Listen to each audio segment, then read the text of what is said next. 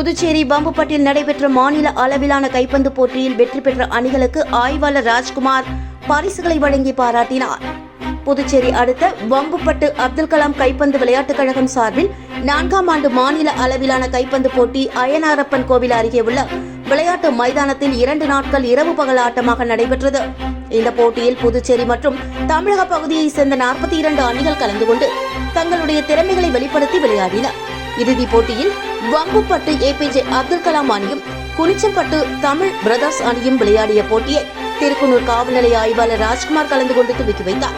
இதில் 3 சுற்றுகள் நடத்தப்பட்ட நிலையில் 2-1 என குனிச்சம்பட்டு தமிழ் பிரதர்ஸ் அணி வென்று முதல் பரிசாக 20,000 ரூபாயை தட்டி சென்றது. 2ஆம் பரிசாக 15,000 ரூபாயை வம்புப்பட்டு ஏபிஜே அப்துல் கலாம் அணி பெற்றது. 3ஆம் பரிசாக 12,000 ரூபாயை அண்ணாமலை யூனிவர்சிட்டி அணியும், 4ஆம் பரிசாக 10,000 ரூபாயை வாதானூர் அணியும், 5ஆம் பரிசாக 8,000 ரூபாயை வம்புப்பட்டு ஹரி பிரதர்ஸ் அணியும் பெற்றது. இந்த அணிகளுக்கு ரொக்க பணம் சுழற்கோப்பையை காவல் ஆய்வாளர் ராஜ்குமார் கலந்து கொண்டு பரிசுகளை வழங்கி பாராட்டினார். இதற்கான ஏற்பாடுகளை வம்புப்பட்டு ஏபிஜே அப்துல் கலாம் கைப்பந்து கழகம் மற்றும் கிராம மக்கள் செய்திருந்தனர்.